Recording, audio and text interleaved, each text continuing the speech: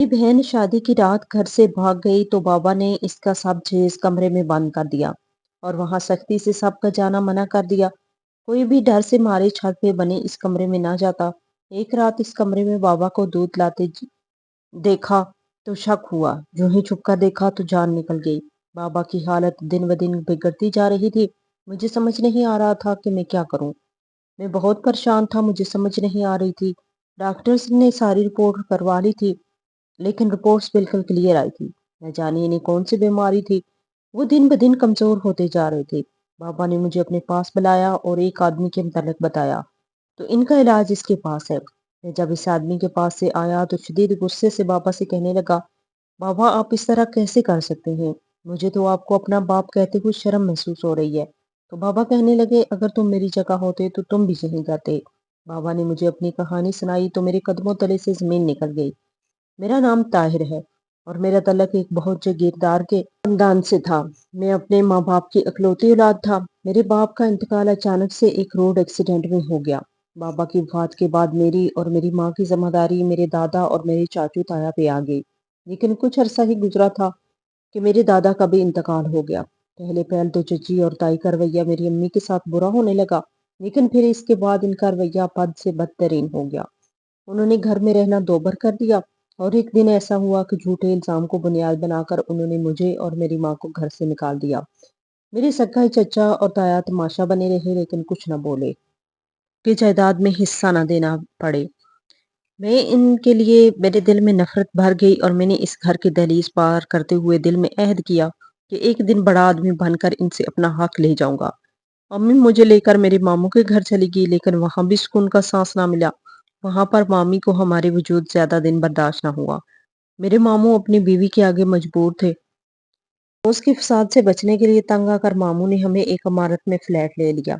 अब गुजर बसर करने के लिए माँ की सारी जमा पूंजी भी खत्म हो चुकी थी और हम दोनों अकेले माँ बेटा कहाँ से खाते। मैं जो कि उस वक्त 14 साल का था तो मैंने फैसला किया कि अब मैं पढ़ने के साथ साथ कोई काम भी करूंगा।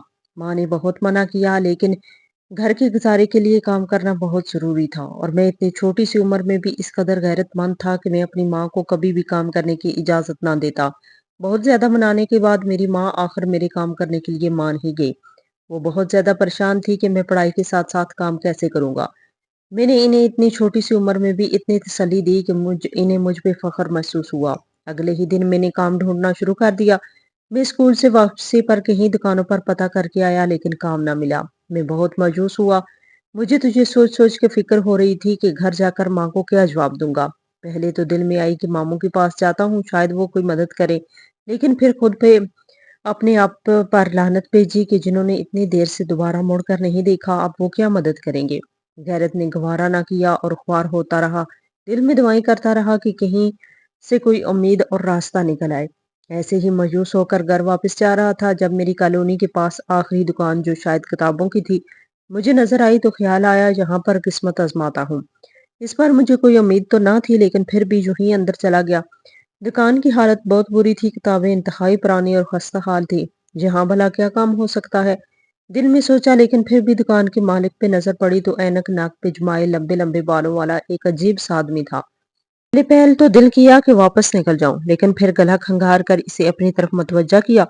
वो आदमी नाक पे ऐनक जमाए कोई धागे इधर उधर कर रहा था। मेरे मुतवज्जा करने पर वो ऐनक सीधी करके मेरी तरफ देखने लगा। मुझे इसकी नजरों से अजीब सा खौफ महसूस हुआ। मैंने इसे अपने आने की वजह बयान की तो मेरी पूरी बात सुनकर इसने मुझे पहले सर से पांव तक देखा तो मैं कंफ्यूज होकर अपने हाथ चटकने लगा। लेकिन हैरानी की बात, जब इसने कहा कि इसे काम के लिए वाकई एक लड़की की जरूरत थी, मैं खुशी से निहाल हो गया। इसने मुझे अपने पास बैठा लिया और मेरे मुतालिक पूछने लगा। मैं काम मिलने पे इतना खुश था कि जो जो पूछता गया इसे बताता गया। अपने चचा ताया का रवैया, इनके घर से निकालना, फिर मामू का रवैया, सब कुछ मैंने तफसील से बता दिया। ये बात भी निकल आई कि हमारे फ्लैट के साथ ही इसका फ्लैट था। इसने मुझे ऑफर की कि काम के साथ साथ मैं इसकी पढ़ाई में भी मदद कर सकता हूँ। मैं बेतहाशा खुश हुआ और अल्लाह की इस करम नवाजी पर इसका शुक्र अदा करने लगा। वापस घर चला गया। घर जाकर अब मेरी माँ मेरे ही इंतजार में बैठी हुई थी। मुझे इस वक्त महसूस हुआ कि अगर मैं खाली हाथ बगैर काम हासिल किए लौट आता तो मेरी माँ को कितना दुख होता। मैंने सारी बात अपनी माँ को बताई तो वो परेशान हो गई। मैं हैरान हुआ कि खुश होने की बजाय वो क्यों परेशान हो रही है। وہ کہنے لگی اس طرح کسی پر اعتماد نہیں کر سکتے، لیکن میری بہت زیادہ سمجھانے پر وہ معاملہ اللہ کے سپرد کرتے ہوئے چپ ہو گئی۔ یہ دن میرا کام پہ پہلا دن تھا۔ میں اسکول سے جلدی جلدی چھٹی کے بعد اس آدمی کے پاس کام پہ گیا۔ اس آدمی نے مجھ سے کچھ کتابیں صاف کروائیں جن کی حالت بہت خستہ تھی، اور پھر مجھے اپنا بیگ نکال کر پڑھائی میں مدد لینے کو کہا۔ پہلے پہل تو میں تھوڑا سا کنفیوز ہوا کہ میں کام کرنے آیا ہوں تو کام کر لوں، لیکن اس آدمی نے سمجھایا کہ جتنا اس نے مجھ سے کام لینا تھا لے لیا آج کا، اب وہ اس پڑھائی میں مدد لے سکتا ہے۔ مجھے تمام سبجیکٹ اچھے آتے تھے، لیکن میں ریاضی میں بے حد کمزور تھا۔ اس آدمی سے کہا کہ میں اس سے ریاضی کی ہر طرح کی مدد لے سکتا ہوں۔ میں نے بھی موقع کا فائدہ اٹھایا اور بہت سے ریاضی کے سوال اس سے حل کروائے۔ اب یہ روز کا معمول ہونے لگا کہ آدمی مجھ سے تھوڑی سی کتابیں صاف کرواتا اور پھر میری ریاضی میں مدد کرتا۔ مہینے کے آخر پر جب اس نے تنخواہ میرے ہاتھ پر دھری تو میں خوشی سے نہال ہو گیا۔ وہ آدمی مجھ سے کام کرواتا تھا، وہ بالکل معمولی سا کام تھا اور کوئی اتنا ضروری کام بھی نہیں تھا، اس لیے اس کو بھاری تنخواہ دینی پڑتی۔ خیر، میرا مطلب نہیں کر رہا تھا، مجھے اس سے کیا مطلب تھا؟ وہ جو مرضی کرتا، اس کی اپنی مرضی تھی۔ میں اسے استاد جی کہہ کے پکارتا تھا۔ 2 ماہ یوں ہی کام چلتا رہا۔ ایک دن استاد جی نے مجھے کہا کہ یہ جو پڑھائی میں پڑھ رہا ہوں اس سے زیادہ ایک اہم پڑھائی وہ اسے پڑھانا چاہتے ہیں۔ میں حیران ہوا کہ نہ جانے وہ کون سی پڑھائی کے متعلق بات کر رہے ہیں، لیکن وہ بہت زیادہ پڑھے لکھے تھے اور بہت زیادہ علم والے معلوم ہوتے تھے۔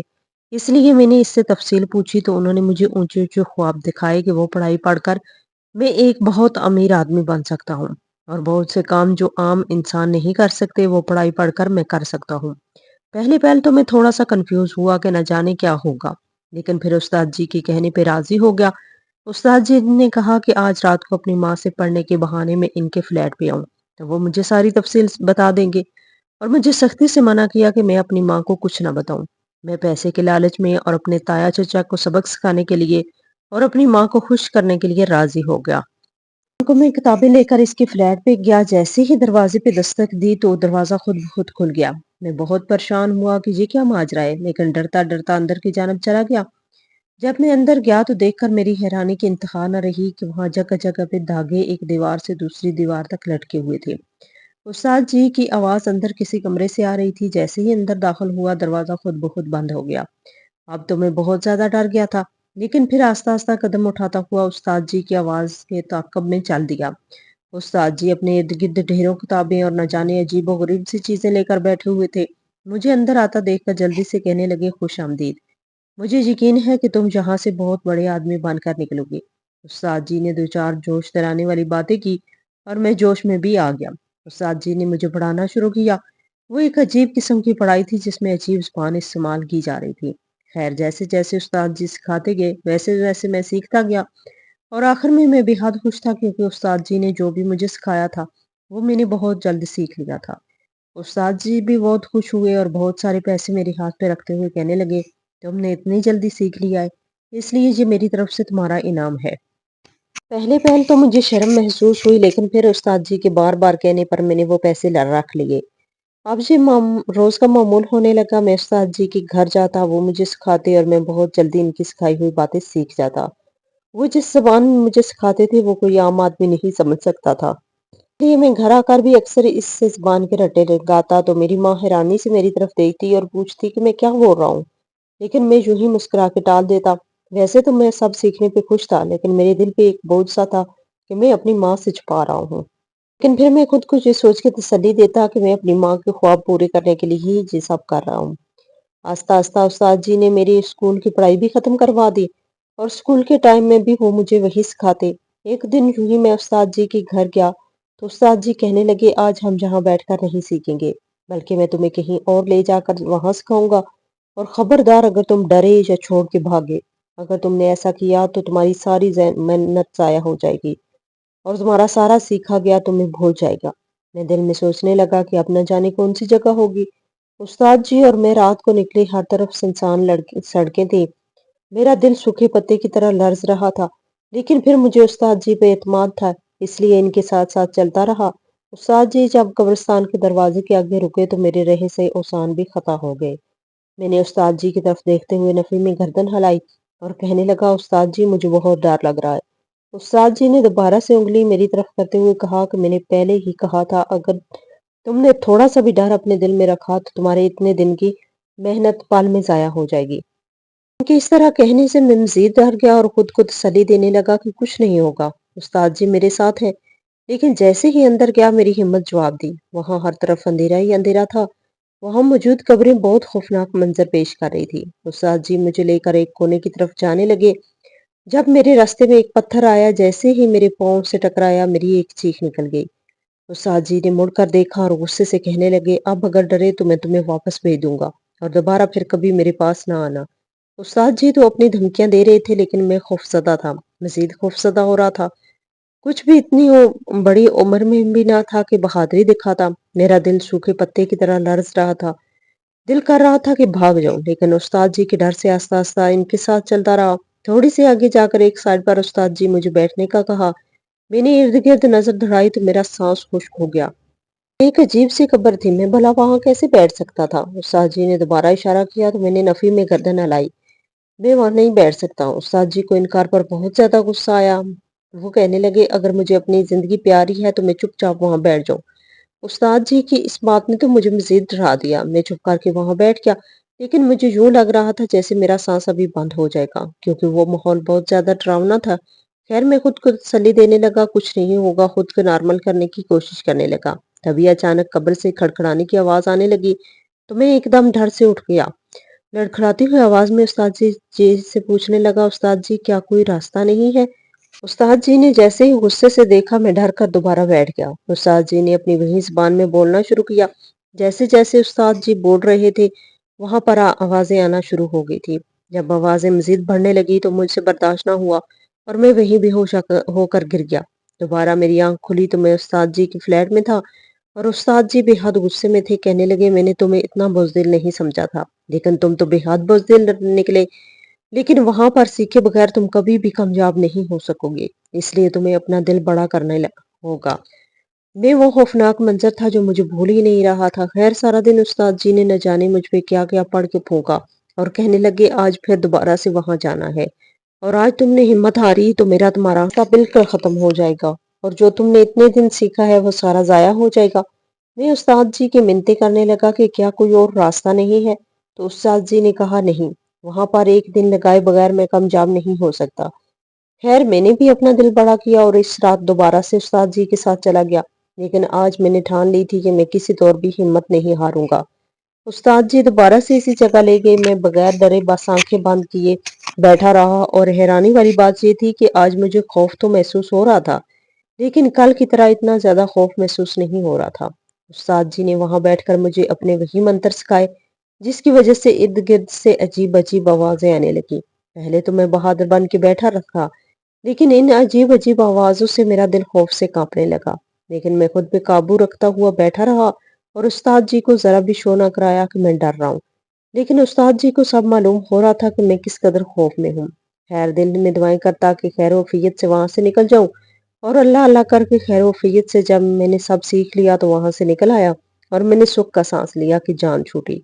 میں بے تحاشا خوش بھی تھا کہ اپنی کامیابی کی طرف جا رہا ہوں، لیکن اس بات سے بے خبر تھا کہ جسے میں اپنی کامیابی سمجھ رہا ہوں وہ میری زندگی کو کس قدر کھٹن اور مشکل بنا دے گا۔ یہ عمل چلتا رہا اور تقریباً مجھے استاد جی سے سیکھتے 3 سال گزر گئے۔ ان 3 سالوں میں 17 سال کا ہو چکا تھا۔ 3 سال مکمل ہوئے تو استاد جی سے پوچھا کہ کیا میں یہ سیکھنا چھوڑ دوں گا؟ تو استاد جی نے خوش ہو کر کہا، ہاں اب تم سیکھو گے نہیں بلکہ میرے کہے پر عمل کرو گے۔ استاد جی نے بتایا کہ 3 سال مکمل ہونے میں ایک دن باقی ہے اور ایک دن بعد میں مکمل طور پر استاد جی کے بس میں آ جاؤں گا۔ استاد جی نے بتایا کہ وہ مجھے اتنے عرصے سے سکھا رہے تھے، صرف اپنے بس میں کرنے کے لیے سکھا رہے تھے۔ میں مکمل طور پر شاک میں تھا، میں نے یہ کیا کر دیا؟ اب مجھے کچھ بھی ممکن نہیں تھا کیونکہ اگلا دن شروع ہونے میں صرف 1 گھنٹہ باقی تھا۔ پہلے تو میرا دل کیا کہ میں 1 گھنٹے میں کہیں دور بھاگ جاؤں تاکہ استاد جی کے بس میں نہ آ سکوں۔ استاد جی شاید میری سوچ پڑ چکے تھے، کہنے لگے کہ تم دنیا کے کسی بھی کونے میں چلے جاؤ، کل کو تمہارا دماغ میرے بس میں مکمل طور پر آ جائے گا اور تم وہی کرو گے جو تمہارے دماغ کو کرنے کو کہوں گا۔ یہ کہہ کر استاد جی اونچی آواز میں کہکا لگا کر ہنس پڑے اور میں اپنی بے بسی پہ رو پڑا۔ استاد جی کا کہا سچ ثابت ہو گیا۔ اگلے دن میں مکمل طور پر استاد جی کے بس میں تھا۔ اب جو بھی استاد جی کہتے مجھے وہ بات ماننا ہوتی تھی۔ نہ جانے میں ان کا غلام بن گیا۔ جب میرا دماغ مکمل طور پہ ان کے قابو میں جا چکا تھا، جو کہتے میں وہی کرتا۔ बल्कि जो बात वो मुझे कहते वो मेरे लिए पत्थर पे लकीर होती। मैं उस्ताद जी के पास ही रहता, माँ को यही होता कि मैं दिन रात पढ़ रहा हूँ, इसलिए उस्ताद जी के पास हूँ। लेकिन जब ज्यादा ही मेरी हरकतें मशकूक हुई, तो मेरी माँ भी शक में पड़ गई और मुझसे पूछने लगी कि ऐसी कौन सी पढ़ाई है जो तुम घर में नहीं करते। मैं इन्हें तसल्ली दे के समझा देता और कहता कि आपको सिर्फ पढ़ाई चाहिए ना, आपको इस बात से क्या गर्ज। माँ बहुत समझाती कि पढ़ाई के अलावा कहीं भी और तवज्जो ना देना, और मैं ऐसे शो करवाता कि मुझे इनकी बातें बहुत समझ आ रही हैं। 3 साल बाद मेरे चचा हमारे घर आए। जब चचा को मैंने अपने घर में देखा तो आग बगोला हो गया और माँ से कहने लगा, इनको अंदर भी किसने आने दिया। तो माँ ने मुझे बहुत कहा कि मैं इत्मीनान से इनकी बात सुनूं, लेकिन उस्ताद जी ने मेरे चचा ताया के मुतल्लक मेरे दिमाग में इस कदर जहर भरा था कि मैं इनकी शक्ल देखने का भी रवादाद नहीं था। चचा ने बहुत कहा कि एक दफा इनकी बात सुनूं, वो मुझसे माफी मांगने और इन्हें वापस लेने आए हैं। लेकिन मैं किसी तौर भी इनकी बात सुनने पे राजी न हुआ और इनको बहुत ज्यादा बेइज्जत करके वहां से निकाल दिया।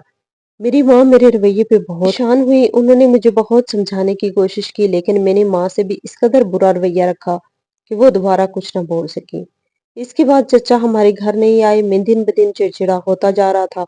हर बात पर इतने गुस्से से बोलता कि माँ दोबारा कुछ भी न कहती। मुझे अक्सर अपने रवैये का एहसास होता और मैं माँ से माफी मांगने का सोचता, लेकिन फिर कुछ दोबारा ऐसा हो जाता कि मेरा रवैया दोबारा ही वैसा ही हो जाता। मेरी माँ का एक कुल असासा मैं ही था, और अगर मैं भी इनके साथ ऐसा रवैया रखता तो इनका परेशान होना बनना था। और वो वाकई बहुत परेशान होती थी। मामू ने तो कभी हमारी मुड़कर दोबारा खबर भी ना ली, और ना ही मेरी और मेरी माँ की गैरत ने गवारा किया कि हम दोबारा इनसे कोई मदद लेने की कोशिश करते। इसलिए माँ अपना दुख किसी को भी ना बता सकती थी। वो छुप छुप के रोती थी और मैं ये बात बहुत अच्छे से जानता था, लेकिन मैं इनके लिए कुछ नहीं कर सकता था क्योंकि मेरे खुद के इख्तियार में कुछ नहीं था। मैं उस्ताद जी के पास ही काम करता था।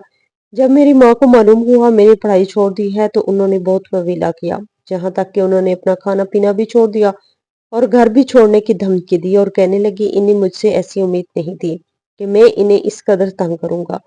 मैंने इनसे बहुत बदतमीजी की और कहने लगा, सिर्फ घर की खातिर काम करने की खातिर मैंने पढ़ाई छोड़ी है। माँ की एक ही रट थी कि उन्होंने कभी भी ये नहीं कहा कि वो पढ़ाई छोड़कर काम करे। वो घर का गुजर बसर जैसे मर्जी करती, लेकिन वो कम अज कम पढ़ाई तो ना छोड़ता। ये तो हैरानी की इंतहा ही ना थी जब इन्हें ये बात पता चली कि मैं पढ़ाई पिछले 3 साल से छोड़ चुका हूँ। वो सिर्फ अपना सर पकड़ के रह गई और दोबारा मुझे कुछ ना कहा और मुझे मेरे हाल पे छोड़ दिया। इनको यही लगता था कि न जाने कौन से बुरे कामों में मुलव्वस हो गया हूँ, जहां से मुझे इतना पैसा मिलता है और मैं इस कदर बदतमीज होता जा रहा हूँ। मैंने इनकी तस्नी करने की कोशिश ना की और उस्ताद जी के पास काम करता रहा।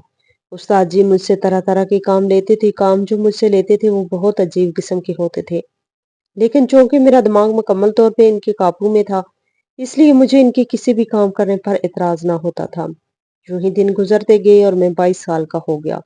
22 साल का हुआ तो मेरी माँ को मेरी शादी की फिक्र सताने लगी। जब उन्होंने शादी की बात की तो मैं भड़क उठा और कहने लगा, इन्हें मेरी शादी की फिक्र करने की जरूरत नहीं, बल्कि मैं खुद ही शादी कर लूंगा। मेरी माँ भी आखिर इंसान थी, कब तक मेरा दुख बर्दाश्त करती। एक रात ऐसी सोई कि दोबारा उठ ना सकी। मुझे अपनी माँ के मरने पर दुख हुआ, लेकिन इतना ना हुआ कि मैं ज्यादा दिन बैठकर इनके मरने का शोक मनाता, बल्कि मैं अपने कामकाज में मसरूफ हो गया। माँ के मरने पर ना दुधियाल की तरफ से कोई आया, ना ननिहाल की तरफ से, बल्कि कानूनी की कुछ लोगों ने साथ मिलकर मैंने माँ को दफन कर दिया और दोबारा से अपने कामकाज में मशगूल हो गया। उस्ताद जी भी अब मेरी शादी पे जोर देने लगे थे। अक्सर तो मुझे कहते मुझे शादी लाजमी करनी चाहिए क्योंकि इनके काम के लिए मेरी शादी थी। मैं अगर इनकार करता तो मुझे डांटते और डपटते। वो मुझे मेरे साथ बहुत अच्छे थे, लोगों के साथ बहुत बुरे थे। वो लोगों के साथ ऐसे बुरे काम करते कि मेरी रूह तक कांप जाती, लेकिन मैं इनके साथ देता और बल्कि कुछ काम तो मैं ही करता। इनके कहने पे न जाने कितने गुनाह और जुर्म मैंने किए, न जाने कितनी ही जानों को कत्ल किया था और अपने अंजाम से न वाकिफ सिर्फ मुकम्मल तौर पर उस्ताद जी के काबू में था। जब उस्ताद जी ने शादी पे ज्यादा जोर दिया तो उन्होंने अपनी पसंद से ही लड़की से मेरी शादी कर दी और इनका कहा तो मैं कभी भी नहीं टालता था, इसलिए चुपचाप से शादी कर ली। अब इसी फ्लैट में, जिस फ्लैट में मैं अपनी माँ के साथ रहता था, मैं अपनी बीवी के साथ रहने लगा। मैं अपनी बीवी को भी वो अहमियत नहीं दे पा रहा था जो एक बीवी का हक होती है, क्योंकि जैसे जैसे मेरा उस्ताद कहता मैं सिर्फ वैसे ही करता। पहले पहल तो मुझसे डरी और सहमी रहती। वो ज्यादा कुछ ना कहती, लेकिन फिर इसने भी हर बात को महसूस करना शुरू कर दिया। اب وہ میرے ہر رویے پہ سوال کرتی۔ اگر میں کبھی دیر کر دیتا تو اس پر بھی اس کے سو سوال شروع ہو جاتے۔ میں چڑ جاتا اور غصے سے بولتا، جس پہ وہ رونا شروع کر دیتی۔ استاد جی نے جس لڑکی سے ڈھونڈ کر میری شادی کی تھی، انہوں نے بھی بہت سیاست سے کام کیا تھا۔ اس لڑکی کے نہ ماں باپ تھے اور نہ ہی آگے پیچھے کوئی تھا۔ اپنے چچا کے گھر رہتی تھی، چچی کے ظلم و ستم سہتی تھی۔ استاد جی کو لگا کہ میرے پاس رہ کر وہ بھی چپ چاپ برداشت کرتی رہے گی، لیکن وہ زیادہ دیر برداشت نہ کر سکی اور اس نے لڑائی جھگڑے کرنے شروع کر دیے۔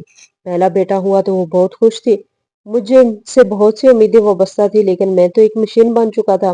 میرے اندر تو احساسات مکمل طور پہ ختم ہو چکے تھے، اس لیے اس کی اس خوشی پر بھی خوش نہ ہو سکا، جس پر بہت دل برداشتہ ہوئی۔ مجھے چھوڑ کر جانے کی دھمکی دی، لیکن میں اس کی دھمکی میں نہ آیا اور معمول کے مطابق سب چلتا رہا۔ اس کے بعد ایک بیٹی ہوئی، لیکن میری سرگرمیوں میں کوئی فرق نہ آیا۔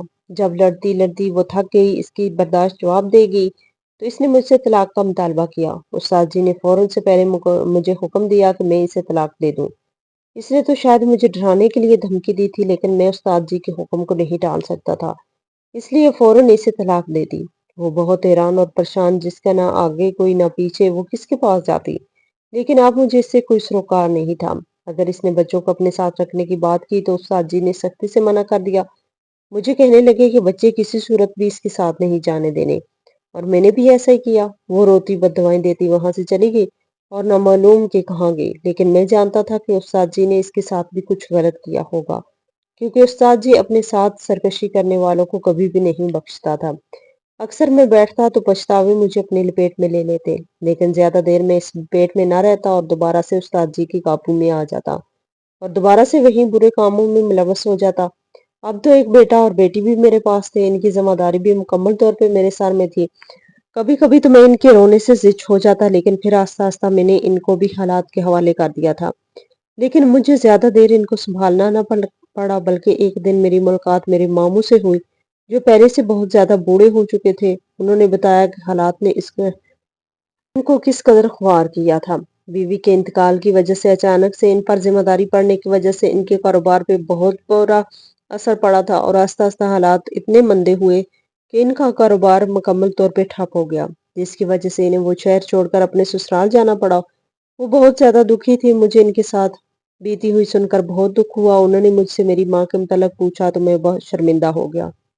بھی بتایا کہ کس طرح سے بچے سنبھالنے میرے لیے بے حد مشکل ہو رہے ہیں۔ ماموں نے کہا کہ ان کی ایک بیٹی جو بول نہیں سکتی، وہ اس کی شادی اس سے کر دیتے ہیں، لیکن میں اس بات پہ راضی نہ ہوا، اور ماموں اب بچوں کو میرے پاس چھوڑنے پہ راضی نہیں ہو رہے تھے۔ وہ میرے بیٹے اور بیٹی کو اپنے ساتھ لے جانے کی ضد کرنے لگے، لیکن استاد جی کا کہنا تھا کہ انہیں بھی یہ سب سکھانا چاہتے ہیں، اس لیے بچے کو میں ماموں کے حوالے نہ کروں۔ لیکن بچے بھی چھوٹے تھے اور انہیں سکھانے کے لیے 10 سال چاہیے تھے۔ بیٹا ابھی 3 سال کا اور بیٹی 2 سال کی تھا۔ میں نے کہا جب وہ 12 سال کی ہو جائیں گے تب میں انہیں اپنے پاس لے آؤں گا۔ میری بات سن کر استاد جی بھی راضی ہو گئے، کیونکہ بچوں کی وجہ سے میرے کام میں بھی خلل ہوتا تھا۔ استاد جی کے پاس طرح طرح کے لوگ آتے تھے اپنے برے کام کروانے، تو ان سب کو میں نے ہینڈل کرنا ہوتا تھا۔ بچوں کی وجہ سے ڈسٹرب ہوتا تھا، اس لیے استاد جی نے کچھ نہ کہا بلکہ مجھے اجازت دے دی۔ میں اپنے بچوں کی پرورش کرنے کے لیے ان کو حوالے کر دیا۔ ماموں نے میرے ایریے میں ہی گھر لیا ہوا تھا اور اس بات سے اتنا بے خبر تھا کہ مجھے خود کی بے خبری پہ حیرانی بھی ہوئی۔ خیر ماموں عدیل اور ایمان کو لے کر چلے گئے۔ اب میں استاد جی کے ساتھ تو رہتا، لیکن مجھے اپنے بچوں کی فکر بھی ہر وقت ستائی رکھتی۔ استاد جی کے کہنے پر میں ہر روز انہیں ملنے جاتا تھا۔ مجھے دیکھ کر خوشی ہوتی کہ میرے پاس سے زیادہ اچھی پرورش ان کی وہاں ہو رہی تھی۔ ان کی گھر میں ماموں اور ان کی بیٹی کے علاوہ کوئی بھی نہ تھا۔ ماموں کے بیٹے باہر کے ملک ہوتے تھے۔ میرے بچوں کے جانے کی وجہ سے ماموں کا دل بھی بہل گیا اور ان کی بیٹی کا بھی۔ ماموں نے مجھ سے میرے کاروبار کے متعلق پوچھا کہ میں کیا کام کرتا ہوں، تو میں نے انہیں بتایا کہ میں ایک فیکٹری میں کام کرتا ہوں، جہاں صبح کو جاتا ہوں اور شام کو واپس آتا ہوں۔ ماموں نے بھی زیادہ تفصیل نہ پوچھی، لیکن وہ کہتے ہیں کہ لوگ میرے متعلق اچھی رائے نہیں رکھتے۔ لوگ کہتے ہیں کہ میں کہیں برے کاموں میں ملوث ہوں، لیکن میں نے ماموں کو تسلی دے دی کہ ایسا کچھ نہیں۔ خیر ماموں نے مجھ سے مزید کام کے متعلق نہ پوچھا، نہ ہی میرے اس طرح سخت ری ایکٹ کرنے پہ دوبارہ کوئی بات کی۔ انہوں نے مجھے بہت فورس کیا کہ میں بھی ان کے ساتھ وہیں رہوں، لیکن میں اپنے ہی فلیٹ میں رہنا چاہتا تھا تاکہ استاد جی کسی بھی وقت مجھے بلائیں تو میں حاضر ہو جاؤں۔ ایک دن جو ہی جنگل کی طرف سے کسی کام کے سلسلے سے آ رہا تھا، جب میرا ٹکراؤ ایک درویش سے ہوا۔ وہ درویش ایک درخت کے تلے اکیلا بیٹھا ہوا تھا۔ اس لیے جیسے ہی مجھے دیکھا دیکھ کے کہنے لگا جن کاموں میں تو پڑا ہوا ہے ان کاموں میں سوائے بربادی کے تجھے اور کچھ نہیں ملے گا۔ تم اپنی زندگی دنیا میں برباد کرنے کے ساتھ ساتھ اپنی آخرت بھی برباد کر رہے ہو۔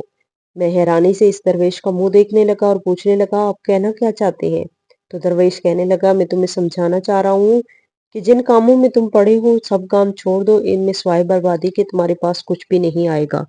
درویش کی بات میں نہ جانے ایسا کیا تھا کہ استاد جی کے قابو میں آنے کے بجائے وہ بات میرے ذہن میں بیٹھ گئی، اور اس بات نے مجھے اس قدر پریشان رکھا کہ میں اگلے دن دوبارہ سے اس درویش کے پاس پہنچ گیا اور اس کے ترلے منتیں کرنے لگا، کہنے لگا مجھے بتاؤ کہ میں کیسے چھٹکارا حاصل کروں۔ تو وہ درویش کہنے لگا اس سے چھٹکارا حاصل کرنا اتنا آسان نہیں، تمہیں اس کے لیے دن رات زیارت کرنی ہوگی۔ تو میں راضی ہو گیا، بولا تم مجھے جو بھی کہو گی وہ کرنے کو تیار ہوں، لیکن مجھے اس جہنم سے نکال دو۔ اب میں مزید اس جہنم میں نہیں رہ سکتا۔ حیرانی والی بات یہ تھی کہ صرف اس درویش سے مل کر ہی میں اپنے اصل میں آتا تھا۔ جیسے اس کے پاس آتا دوبارہ سے استاد جی کے قابو میں چلا جاتا۔ استاد جی کو نہ جانے کیسے میرے اس درویش سے ملنے کی خبر ہو گئی۔ انہوں نے غصے سے مجھے اپنے پاس بلایا اور کہنے لگا مجھے سب معلوم ہے، تم کس کے پاس گئے تھے، کس نے تمہیں ورگلایا ہے۔ اگر تم دوبارہ اس کے پاس گئے یا اس کی باتوں میں آئے تو مجھ سے برا کوئی نہیں ہوگا۔ استاد جی کے دھمکانے پر میں ڈر گیا، کہنے لگا ٹھیک ہے میں کبھی بھی دوبارہ اس آدمی کے پاس نہیں جاؤں گا۔ لیکن اس آدمی کو تو نہ جانے کیوں مجھے راہ راست پہ لانے کی پڑی ہوئی تھی۔ وہ خود بخود میرے راستے میں آ جاتا اور نہ جانے مجھے کیا کیا پاڑ کر پھونکتا، اور جیسے ہی پاڑ کر پھونکتا مجھے اپنے اندر ایک سکون سا اترتا محسوس ہوتا اور میرا دل کرتا کہ میں استاد جی سے بہت دور بھاگ جاؤں۔ میرا بیٹا اور بیٹی بڑے ہو گئے تھے، استاد جی انہیں اپنے پاس لانا چاہتے تھے، لیکن اس دفعہ میں بہت غصہ ہوا کہ انہیں نہیں لاؤں گا۔ استاد جی بھی نہ جانے کس بات کو چپ کر گئے اور دوبارہ نہ کہا۔ وہ دونوں اب اسکول کالج میں پڑھتے تھے اور میری توجہ چاہتے تھے۔ اب میں مکمل طور پہ خود کو ان کے حوالے کرنا چاہتا تھا، لیکن میں کسی طرح بھی استاد جی کے چنگل سے نہیں نکل پا رہا تھا۔ میں بہت کوشش بھی کرتا لیکن پھر ہر دفعہ ناکام ہی لوٹتا تھا۔ اگر استاد جی کو میری کوشش کے متعلق ذرا بھی پتہ چل جاتا تو بے حد غصہ ہوتے تھے، لیکن میں اب اس معاملے میں مکمل طور پر اکتا چکا تھا۔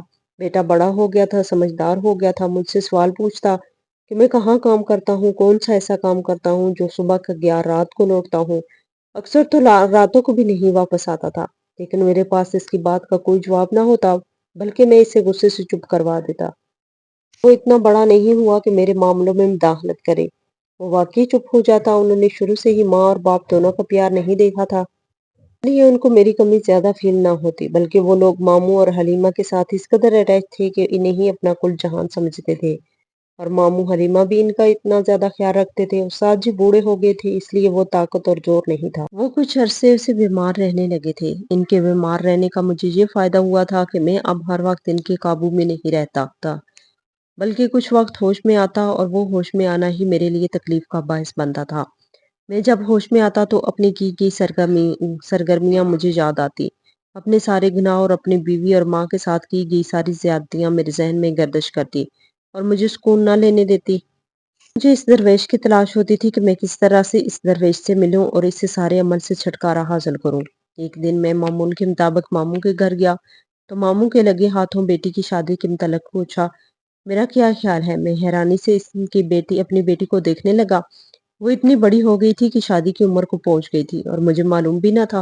میں بہت شرمندہ ہوا، جس عمر میں مجھے اپنی بیٹی کی فکر کرنے کی ضرورت تھی اس عمر میں میرے ماموں میری بیٹی کی فکر کر رہے تھے۔ خیر ماموں نے بہت اچھا اور مناسب رشتہ بتایا جو ایمان کے لیے آیا ہوا تھا، اور ماموں بالکل بھی دیر نہیں کرنا چاہتے تھے۔ ماموں بوڑھے ہونے کی وجہ سے چڑچڑے ہو گئے تھے، انہیں مجھ سے کوئی امید نہ تھی، اس لیے وہ اپنی زندگی میں ہی ایمان کی شادی کرنا چاہتے تھے، لیکن میں استاد جی سے پوچھے بغیر کوئی بھی قدم نہیں اٹھا سکتا تھا۔ اس لیے میں نے استاد جی سے پوچھا تو انہیں کوئی اعتراض نہ ہوا، لیکن وہ لڑکے کے متعلق ساری معلومات لینا چاہتے تھے، اور اس کے متعلق تو معلومات مجھے بھی نہ تھی۔ اگر میں نے ماموں سے پوچھنے کی کوشش کی تو ماموں نے بھی مجھے کچھ بتانے سے گریز کر رہے تھے۔ نہ جانے کیوں مجھے ان کا گریز کرنا بہت برا لگا، لیکن میں نے انہیں کچھ نہ کہا۔ خیر میں نے زیادہ مداخلت نہ کی اور ماموں کو اجازت دے دی کہ وہ ایمان کی شادی کسی بھی وقت کر سکتے ہیں۔ ماموں بہت خوش ہوئے اور چٹ منگنی پٹ بیاہ والا سین چلایا، لیکن جس دن ایمان کی مہندی تھی اس دن اس کے منگیتر سے ملا اور استاد جی کو بھی ملوایا۔ استاد جی جب اس کی منگیتر سے ملے تو انہوں نے نفی میں سر ہلا دیا اور کہنے لگا اس کی شادی ایمان سے نہیں ہو سکتی۔ ان کی اس بات پر میں بہت زیادہ پریشان ہوا۔ میں نے وجہ پوچھی تو استاد جی غصہ ہوئے اور کہنے لگے کہ تمہیں वजह बताने का वो बंद नहीं हो। मैं बेहद परेशान हुआ क्योंकि शादी की सारी तैयारियां हो चुकी थी। ईमान दुल्हन बनी बैठी थी। उस्ताद जी ने कहा कि मैं हर एक को यही बताऊं कि ईमान घर से भाग गई है और ईमान की खुद ही अगवा करके कहीं छुपा दूं, वरना मेरे मामू इसकी शादी किसी तौर भी नहीं रोकेंगे। मैं इनकी बात सुनकर बहुत ज्यादा परेशान हुआ क्योंकि ये मेरे लिए एक नामुमकिन बात थी। मैं अपनी ही बेटी पे बदनामी का धब्बा कैसे लगा सकता था, लेकिन उस्ताद जी की बात मानने के अलावा मेरे पास और कोई रास्ता ना था। मैंने जैसे जैसे वो कहते गए वैसे वैसे किया। यूं अपनी बेटी को अगवा करके मैंने अपने फ्लैट में छुपा दिया, लेकिन खुद ईमान के सामने ना गया बल्कि किसी और से सारा काम करवाया। मामू के घर तो गोया क्यामत आ गई। मामू मुझसे बहुत शर्मिंदा थे। मैंने ऐसी तरबियत की है, लेकिन वो मेरा बेटा बहुत ज्यादा परेशान थे क्योंकि ईमान से मुकम्मल तौर पर वाकिफ थे। वो जानते थे कि ईमान कभी भी ऐसी हरकत नहीं कर सकती। इन्हें कहीं कुछ गलत महसूस हो रहा था, लेकिन वो खुद को हालात के सुपुर्द करते हुए चुप कर गए। मैंने ईमान की जहेज का सारा सामान अपने फ्लैट में शिफ्ट कर दिया और कहने लगा कि वो लोग इसे एक भयानक ख्वाब समझकर भुला दे, लेकिन इनके लिए तो ईमान एक जीता जागता इनके जिगर का टुकड़ा था। वो इसे ख्वाब समझकर कैसे भुला सकते थे। उस्ताद जी ने कहा कि ईमान को बस एक हफ्ता पोष रखो, इसके बाद घर वापस भेज दो। जैसे ही ये सारा वाकया रनमा हुआ, वैसे ही उस्ताद जी की तबीयत बेहद खराब रहने लगी। उस्ताद जी की तबीयत खराब होने लगी, वैसे मेरी तबीयत में भी बिगड़ने लगी। ईमान की शादी के अगले दिन मैं मामू के घर गया तो मेरे लिए उठना मुश्किल हो गया क्योंकि मैं मुकम्मल तौर पर उस्ताद जी के काबू में था। अगर इन्हें कुछ होता तो मैं सारी जिंदगी ना मरे हुए में शुमार होता और ना ही जिंदा में शुमार होता। अब मैं मामू के घर में था। बहुत कोशिश की कि हिम्मत करके अपने फ्लैट पे जाऊं और ईमान से मिलूं, लेकिन न जाने क्या था, मुझसे उठा ना गया। मामू और अदील मेरी हालत देखकर बहुत परेशान हुए। इन्हें यही लग रहा था कि मैंने ईमान का सदमा लिया, जिसकी वजह से मेरी तबीयत इस कदर खराब हो गई।